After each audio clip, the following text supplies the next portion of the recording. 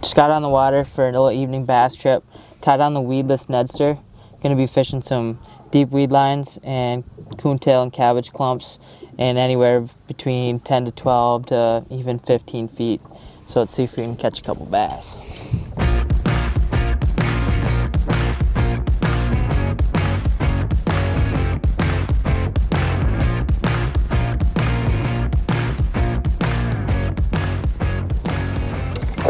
First fish of the night, Weedless Nedster.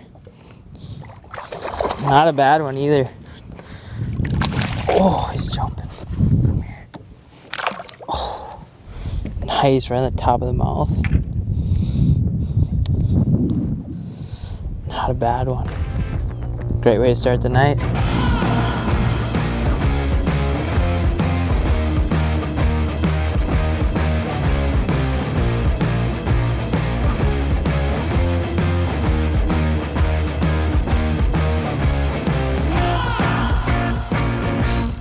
Oh, that's a better one. That's a good one. Ate it as soon as I picked up. He had it. He's gonna jump there.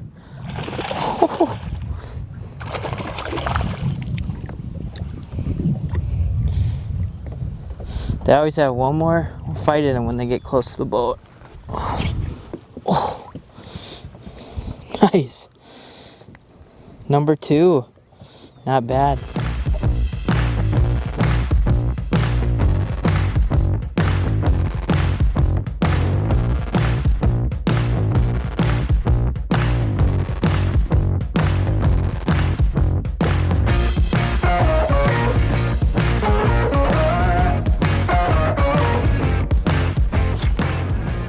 So all I'm doing is following this weed line, and I'm keeping the boat, 15 feet off the weed line where it drops off, and I'm casting right at the edge and letting that Weedless Nedster just fall down there.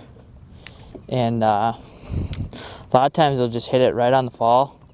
You can reel up your slack, lift up, and then just let it fall back in there. It's real easy. There's not a whole lot to it, but it catches them.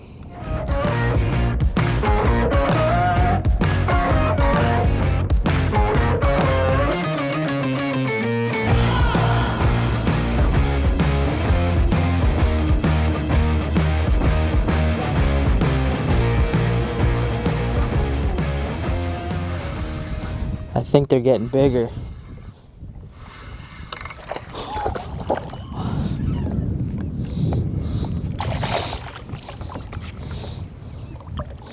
Can't beat that.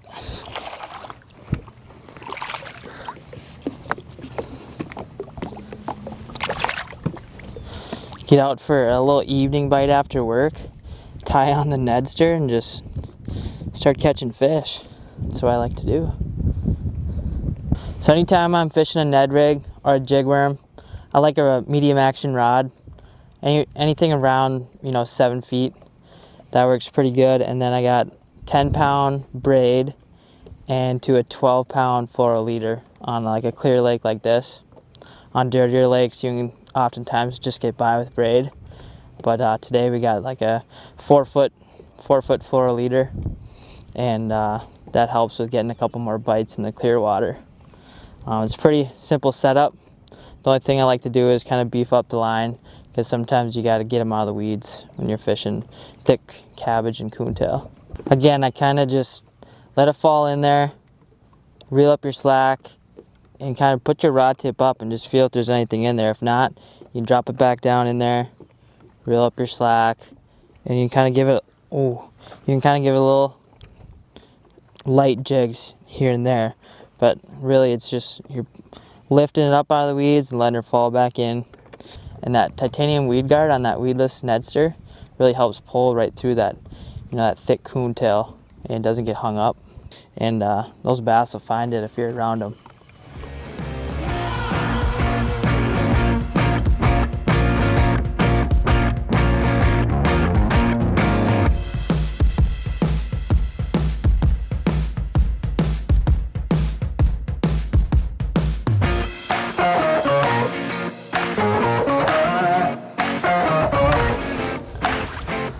That's another good one. Let's let this one go, and I'm going to talk sizes on what I like to use for weedless Nedsters.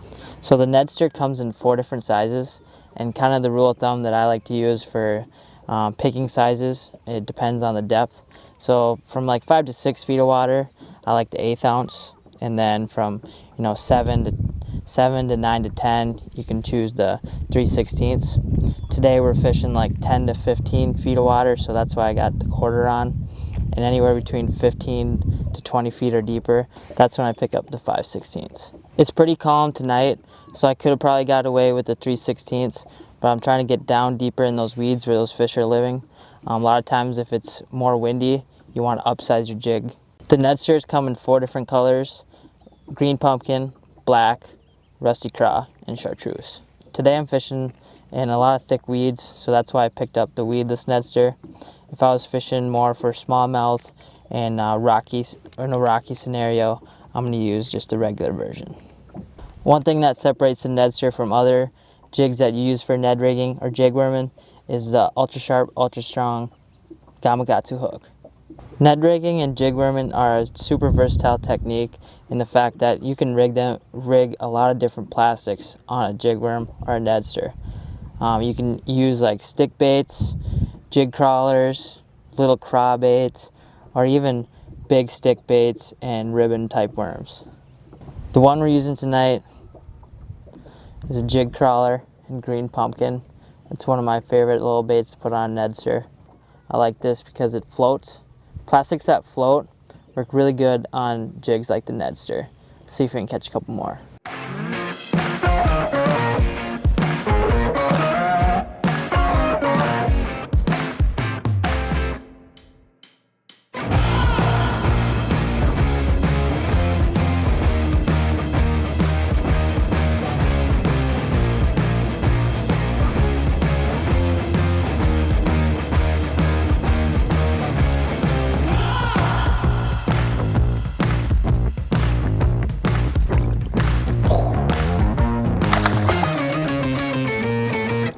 Gosh, that's a lot of fun. I think we're gonna end on that one.